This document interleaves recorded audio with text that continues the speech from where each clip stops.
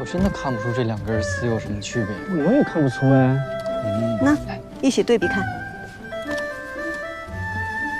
现在能看清楚了吗？哎，这束好像颜色更浅淡些。蜀锦是千丝万缕织成的，每一根线颜色差了一点，整副锦便会差了1倍。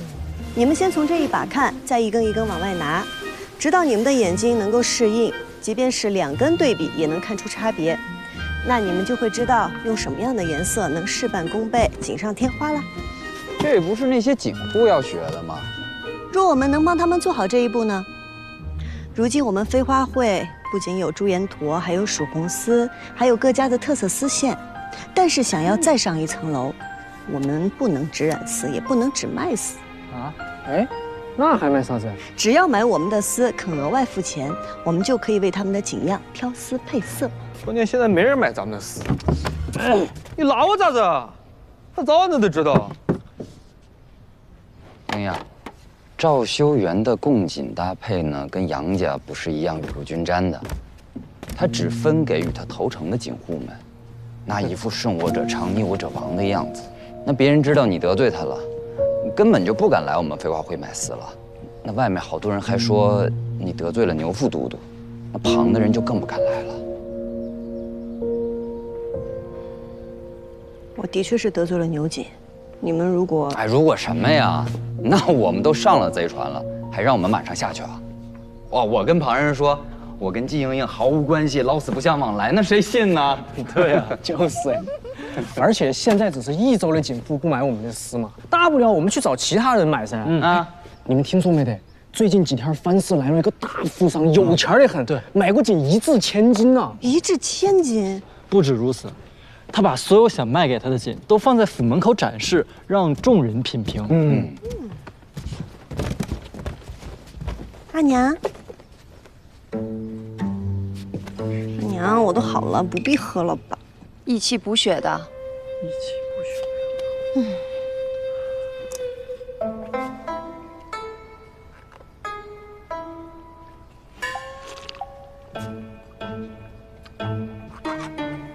啊，阿娘苦。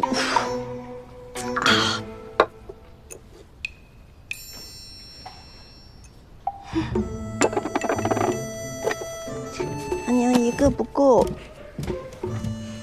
哎，洋洋，你阿娘怎么了？我惹她生气了，现在除了喝药吃饭，一概不理我。哎呀。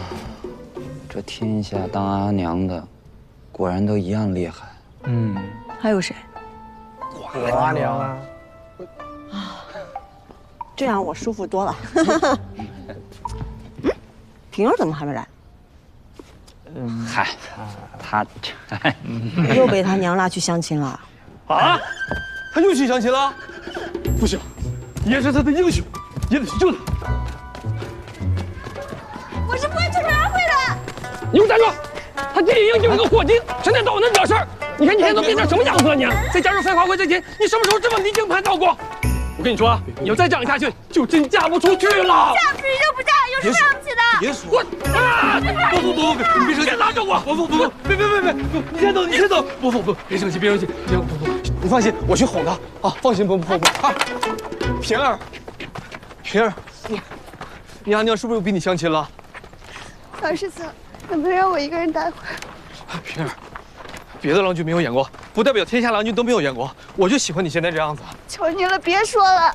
平儿，你放心，你阿娘再逼你相亲，你就说也愿意娶你。闭嘴！谁让你娶了？我这辈子都不嫁人，我不嫁人。你不嫁就不嫁，你别哭啊！你不知道，你什么都不知道，你别跟着我了。我也想知道，你也不告诉我。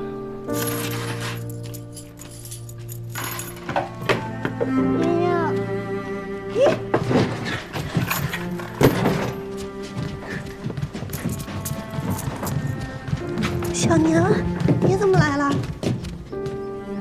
娘吵架啦？离家出走，我再也不回家了。可是我也不知道要去哪。哟，别哭别哭，没关系，那你就住我家，我阿娘可喜欢你了，再巴不得你天天住我家里。我是说我不知道以后要去哪。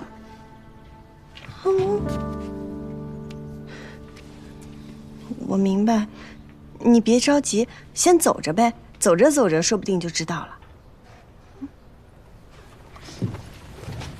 哎呀，我现在就带你走。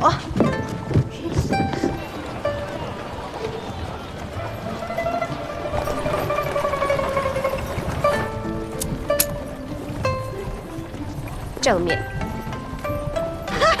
他已经欠我第3壶酒了啊！阿姨，咱们这是要去哪儿啊？藩市来了一位奇人，我们去看看。藩市，我阿娘说藩市鱼龙混杂，全都是坏人。你阿娘还说我是坏人呢，我是吗？你凡事不能光靠听说，得亲眼看看。再说了，我们阿玉在呢，不怕啊。哎呀，希望今天能够顺顺利利的，在天黑之前赶回家。你说那个奇人是不是姓白？大张旗鼓，一掷千金，你都听说了？能满大街撒钱的，要不就是脑子有问题，要不就是背后有图谋。图谋嘛，必然是有的。利用众人估价得到蜀锦真实价格，接近实价买锦，而且在短时间之内就打开了自己的名声。好厉害啊！好狡诈，好机会。玉石，各种珍稀的玉石，看一看。这位朋友，看一看我们这儿的玉石。哎呀，现在益州城的锦户大多都不敢买飞花会的丝了，我只好来这儿碰碰运气。那位白郎君敢如此大手笔的花钱，说不准胆子也够大。你这可是与虎谋皮，总好过如履薄冰啊。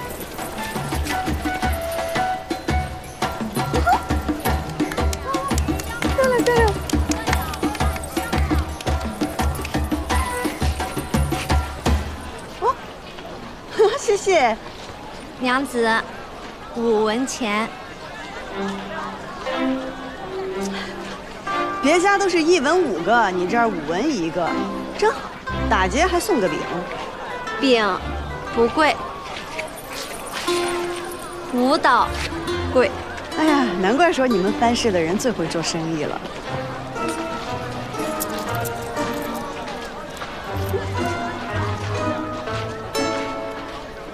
藩市白掌柜人在何处啊？6文钱。你不该太贪的啊，阿玉。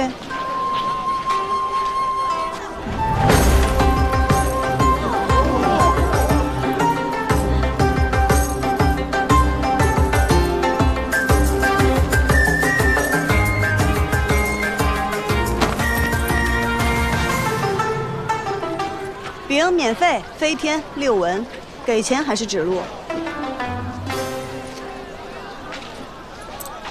这是个赚钱的好法子，但是得适可而止，免得惹怒了别人，你又打不过，得不偿失。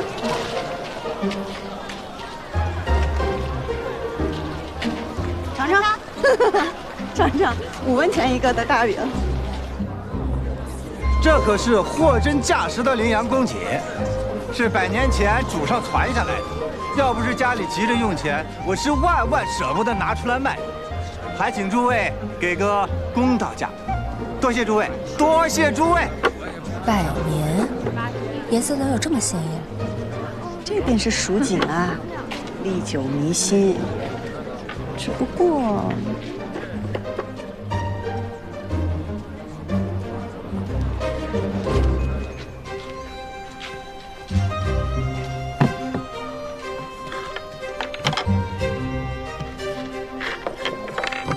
这些便是这方锦在诸位心里的价格了。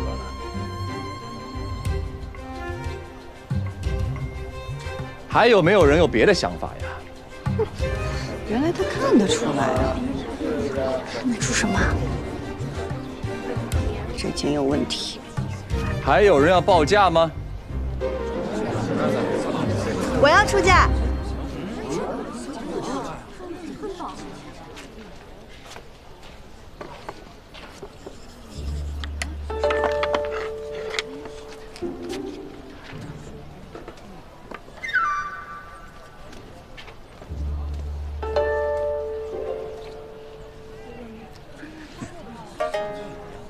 这位娘子觉得此景一文不值。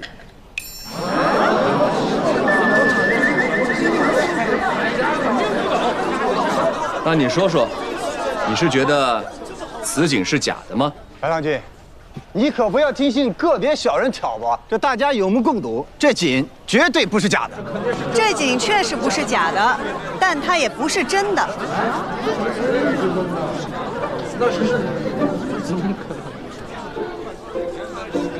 小女子不才，做的也是丝锦生意，但是生平最看不惯有人弄虚作假，所以才斗胆站出来。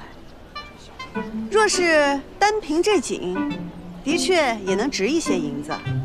只是做生意若是没了诚信，那再好的东西也会变得一文不值。这锦不是假的，但也不至于100年。这上面的图案用的是连珠对马纹。是又怎么样？羚羊公样最喜欢用的就是连珠纹和对马纹。那也无法确定就是真的羚羊公样。100年之前的羚羊公样喜用的可不是连珠纹，而是团科环。单连珠内置对马纹，是很典型的波斯风格纹样。以团科花卉为环，内置动物纹样，才是经典的羚羊公样。什么团科环？敢在白郎君面前胡说，我看你是活腻歪了！造次，敢造次！这位娘子话还没有说完，你想要动手吗？白郎君，他这空口白牙的，分明就是污蔑呀！他说你没有证据啊，你怎么说？白郎君，请看，这里用的丝线颜色，乃是水色和青白之间，为一种新色蟹壳青，是15年前沈家染坊坊主沈阳所染制。试问，这怎么会出现在一幅祖传的蜀锦之上呢？这祖宗未免也太年轻了。你说蟹壳青就是蟹壳青啊？那我还说的，那就是水色呢。我说了自然不算，但是锦官府可以验丝验色，白郎君可去锦官府一验便知。我不卖了，我。郎君饶命！郎君饶命！我不干了，我再也不干了。白某千金买锦，还请蜀锦人家共鉴，够有诚意的吧？你还蒙我？送过来，送过来！白郎君，哎，白郎君饶命！哎，诸位，今日评锦到此结束，明日请早，都散了吧。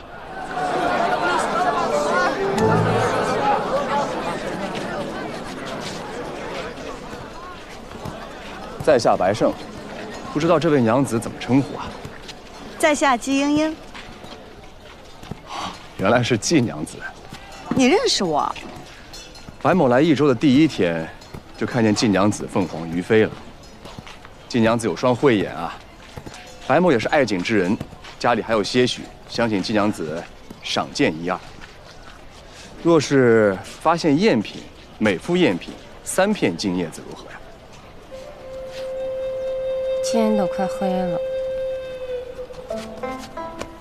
我相信你们一定能瞒住我阿娘的，是吧？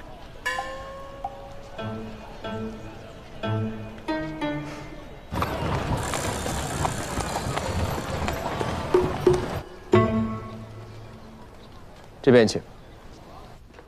你可以随便看看。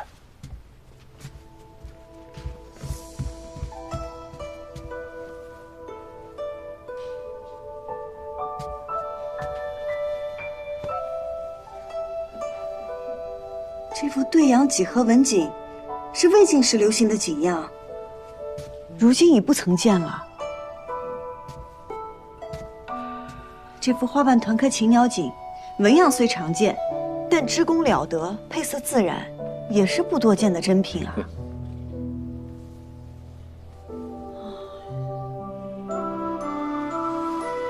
季娘子这一声叹息，是在说这幅锦是假的吗？白郎君府上俱是珍品上品，这金叶子我怕是赚不到喽。哼，季娘子今日仗义直言，让白某免于受骗，这片金叶子是你应得的。今日便是我不站出来，白郎君也不会上当受骗。你看出来那锦有问题了，不然你也不会再三确认还有没有人要出价。你只是需要一个人一个契机将此事挑明了而已。所以我就说嘛，季娘子有了一双慧眼啊。不知白郎君可愿用你的金叶子买丝啊？买丝怎么说？蜀锦珍贵，但好丝意难求。我能染出这益州城最好的丝。不瞒季娘子说，白某不懂织锦，更不懂染丝，这些对白某来说只是兴趣，而不是生意。只是兴趣。那，在季娘子眼中，白某的目的是什么呢？哎呀，我还以为白郎君这里有一笔大生意等着我呢。看来季娘子要失望了。既然是只买锦，那又何须如此费时？我知道这城中谁家的锦好，若是郎君有意，我可为郎君和锦户牵线搭桥。季娘子这么做是希望从中赚到一些什么呀？人情。人情。实不相瞒，因为误会，城中的锦户大多都不买我家的丝了。可我若与他们介绍白郎君这笔生意，那在重利之下，他们又怎好意思不用我的丝呢？那如果白某要做生意的话，为什么不直接跟他们做生意，要通过季娘子你呢？不是不可以，只是白郎君可知，在这益州城，各家特长所在，用料如何，几时买最便宜？你又可知什么样的纹样是当下时兴，什么样是陈年积压？当然啦，这些白郎君也可以找人去打听。只不过，与其找一个生人，为何不找一个走投无路、想要与白郎君合作共赢的人来信呢？白某自然是相信季娘子的，不过这一次白某购锦已成，而且心满意足了。无妨，来日方长，希望日后有机会能与白郎君合作。好，告辞。不送。不做生意却把名声打得响亮，不是有病就是有鬼。主人，咱们需要一个打入益州锦业的契机，正好这季莺莺又来寻求合作，主人又对她有兴趣，为何不趁机答应了她？现如今我们对她来说只是之一，而不是唯一。等到她山穷水尽的时候再开价也不迟，不着急，先等等。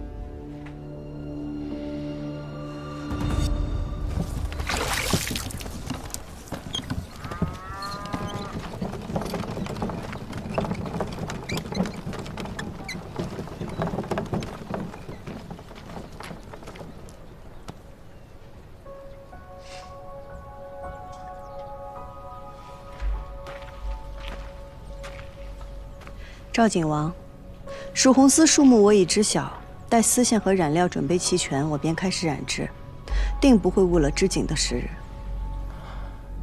我今日来找你，不是为此事。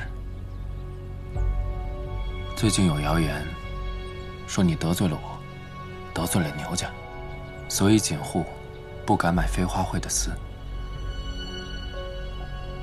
我倒有个主意，不如你我二人去这街上走走，他们看到咱们和好如初，这谣言不就不攻自破了吗？那不是谣言。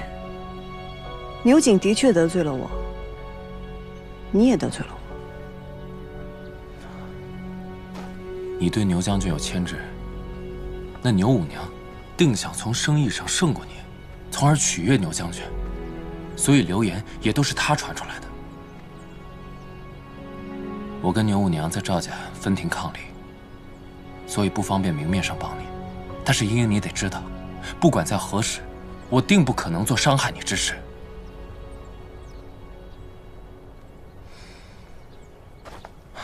余家这些年经营不善，这次贡景的订单没有拿到，所以余叔想要把它卖掉。你为何告诉我这些？因为你曾经说过，知我者，赵尔郎君也。即便我不说，你也会知道，也会行动。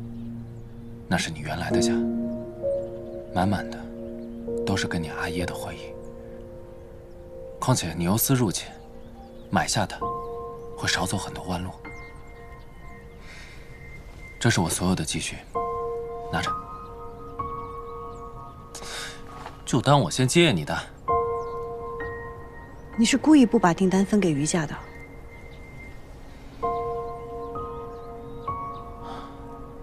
杨静兰可以为你铤而走险，我也可以。赵二郎君，有些事，过去便过去吧。若你还放不下过去，无需为我做什么。我只希望你能面对自己，为人为事，无愧于心。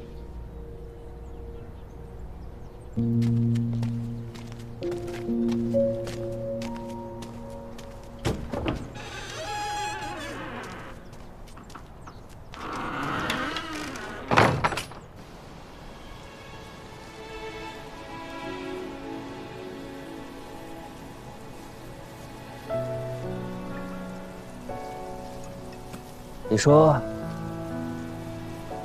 我师父既然已经知道这青城山上有问题，他为何不上我救援？除非他已经四面楚歌，孤立无援了。我本以为把这山上的动静闹大，将一切揭发，就能把凶手绳之以法。可谁曾想，这权势竟可如此只手遮天，颠倒黑白。这还是牛瑾忌惮我身后有人，才不敢轻举妄动。我师父当年那可是单枪匹马，面对的只会比我们如今更惨重。因为他知道，如果他死了，第一个回来探查的人一定是我，所以给我留了线索。他故意泄露自己的行踪给那些侍卫，也是在告诉我，这山里有问题。你师父真是草蛇灰线，用心良苦。可他既然笃定了我会回来，就应该留下一个只有我才能找到的线索才对。小戴，没有留下线索，那是因为前两人警官糊涂啊，临死了也不知道留下线索呀。纵此峡谷香，不灿世上英。这是我师父在告诉我，即便身死，尸骨也可留证。去帮我拿把铁锹。我提一句啊，这可是你师父的坟，随口说的一句话也能当真吗？我知道，但是我懂他，我相信他，他就算拼死也会给我留下线索。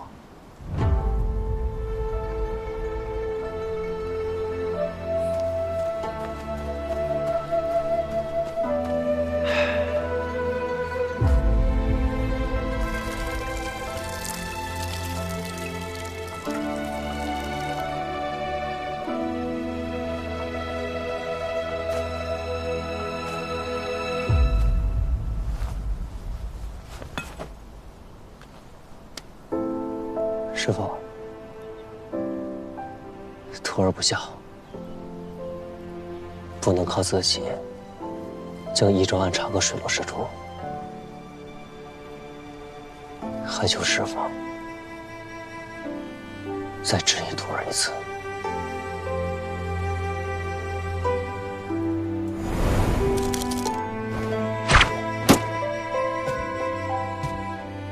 身手不错吧？没看看是谁的徒弟。老头儿，叫师傅。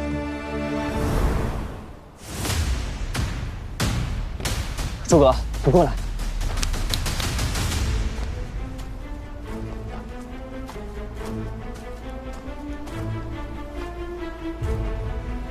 我师傅的每一块骨头都有伤，但唯独这一块，这上面的伤痕不同。看痕迹走势，定不是外人所伤。那这是他留给我最后的话。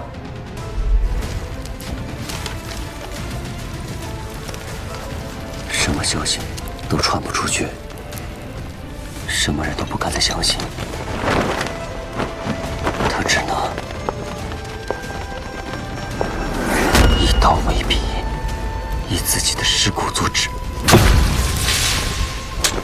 给我留下线索。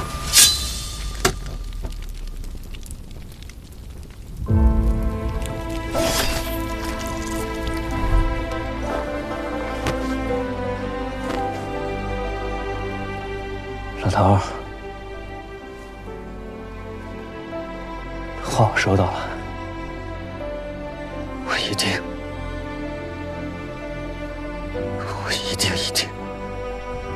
会把害你的人都揪出来，给你送去磕头赔罪。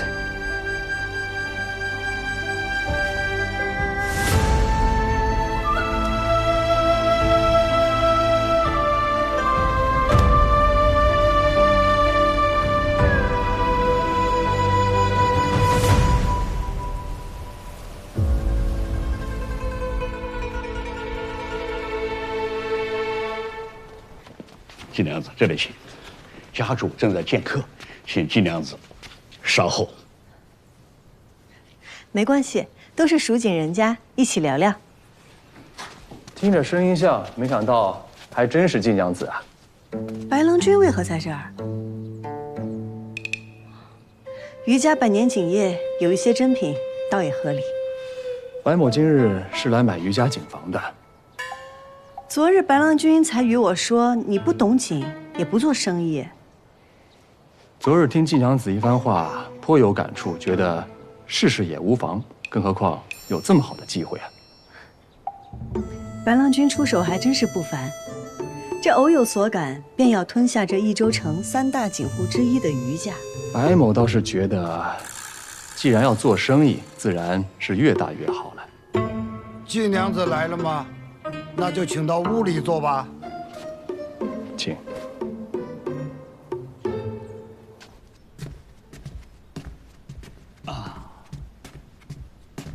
余掌柜，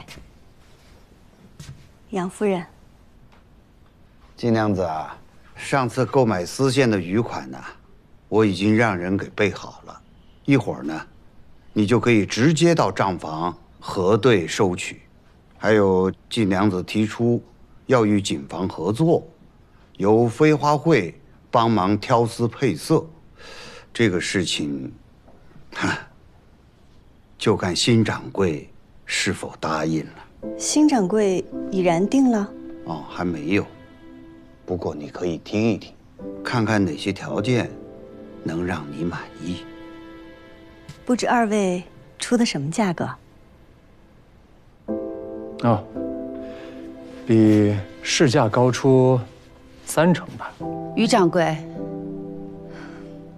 杨家出的价格虽比不上白郎君的高，但我们杨家多年织锦，如果锦房放在我们杨家手上，那定是源远流长，绝不会辱没和亏待了你的工匠们。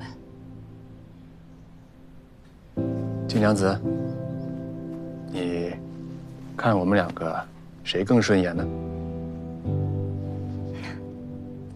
白郎君许以高价，杨夫人重在情义，两位都是诚意十足。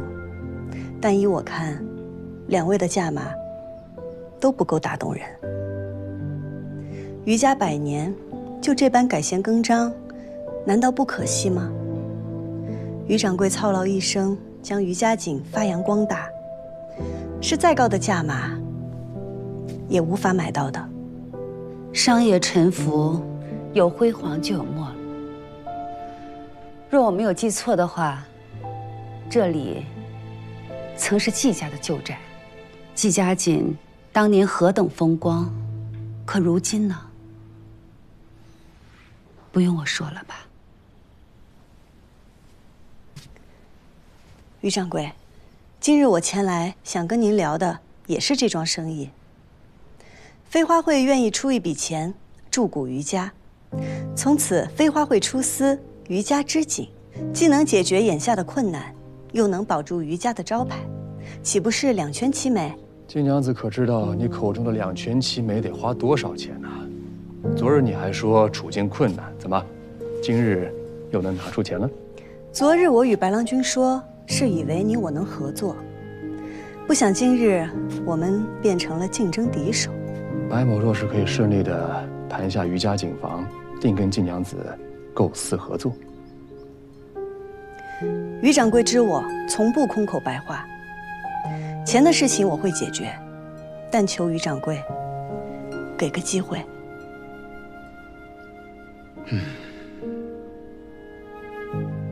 这个事儿呢，再允许我考虑2天吧。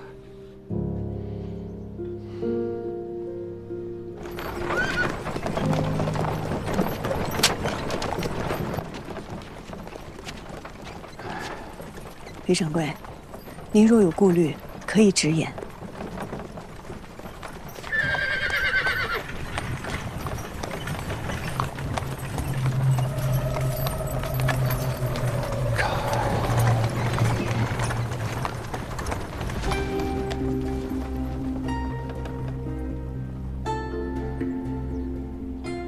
听闻余掌柜想要卖锦房，还有比卖给锦王更为稳妥的选择吗？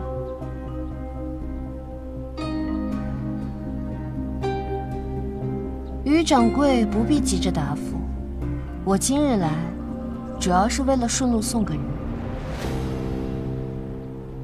阿公，希儿，希儿，你怎么在车上呢？啊？我不过是在路上偶然遇到他。听闻余娘子心若稚子，不谙世故，余掌柜可要照顾好您的孙女儿，下一次可就没这么好运了。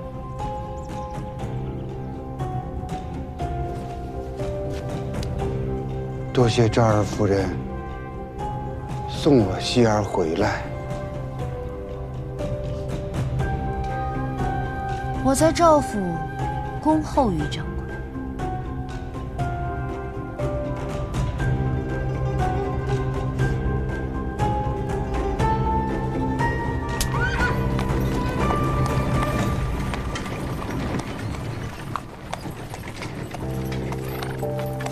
希儿，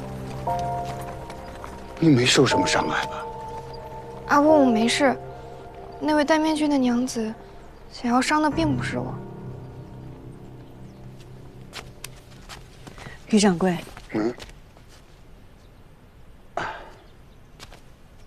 季娘子，没有我的陪伴，我希儿是向来不会单独出门的。我实话跟你说，我余叔可以没有锦房，但是我绝不允许我希儿有半点受到伤害。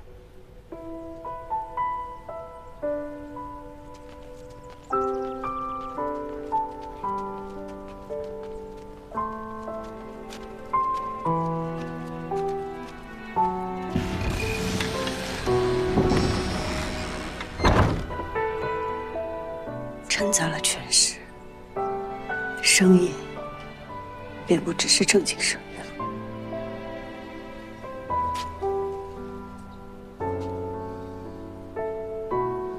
杨警官，愿你早日砍了这些魑魅魍魉。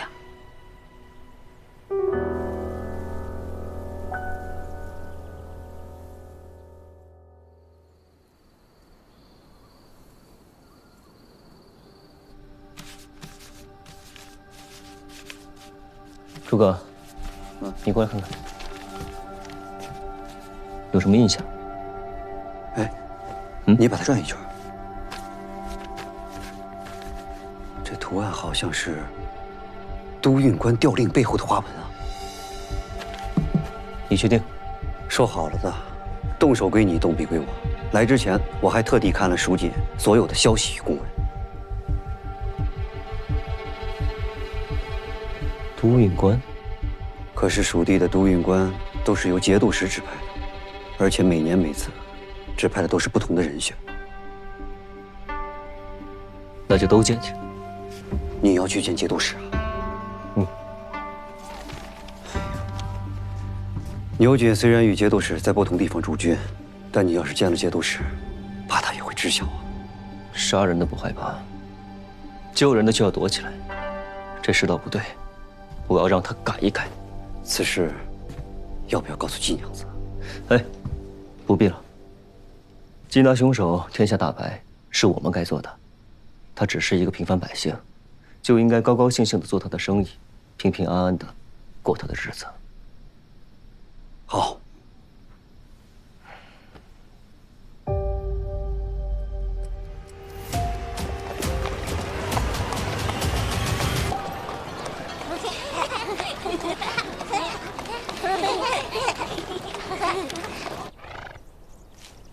茵茵，要不咱们还是敲门吧。你又不是第一天认识于掌柜，他说不见客，那就是不见客。他不见客是又不想卖警房了吗？你说一个人要卖掉自己的警房，他最想得到的是什么？他若是想要钱，那个白郎君能一掷千金；他若是想要于家的工匠和技艺有所依托，那杨家是不二人选。他若是想保住于家的产业，又想渡过难关，那就应该选我。可是他谁都没有选。难道是因为牛五娘胁迫了他？他不是一个优柔寡断的人，况且若他真认了牛五娘的威胁，现在于家警房都姓赵了。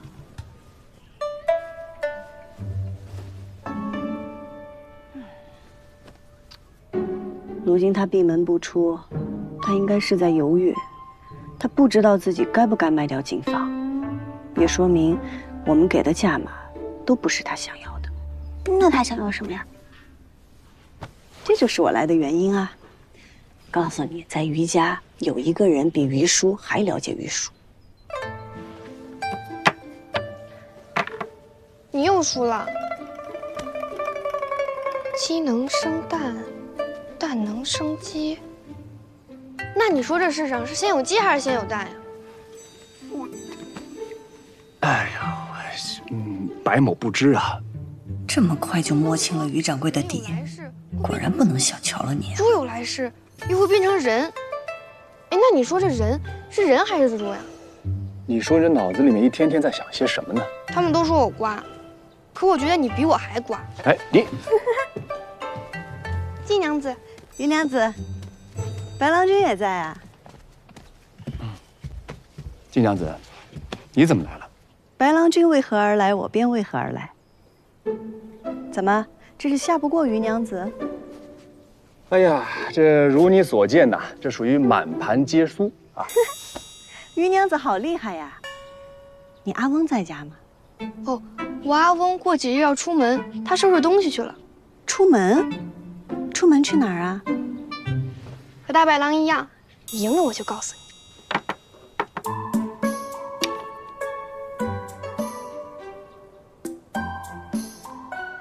哇，你好厉害呀！我还差1步，你还差7步，你只要大于7，你就赢了。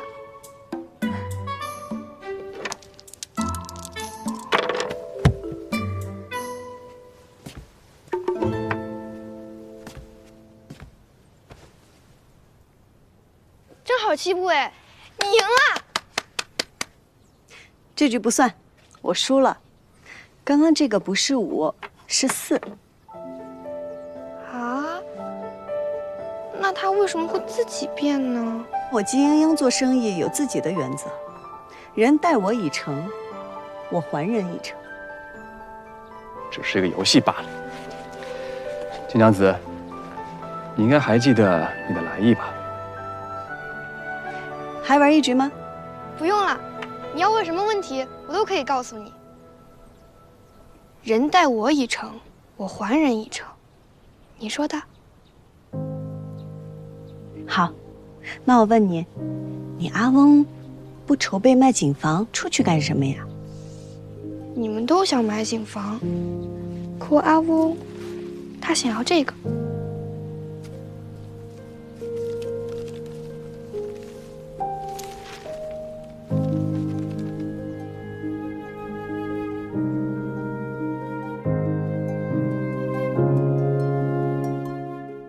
落英缤纷过，跌进尘埃，却在尘埃中开花结果。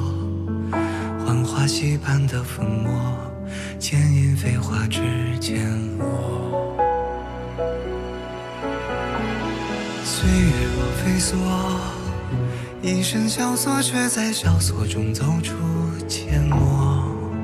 换尽迷途与扑朔，为心里惊鸿一抹。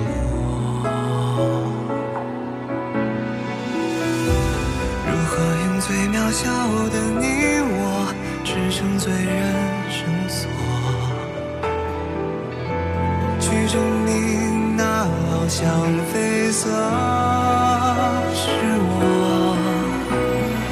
红色如诗月，红似无言，深埋岁月的思念，将爱恨投索万千年成线，曾经落尾的执念。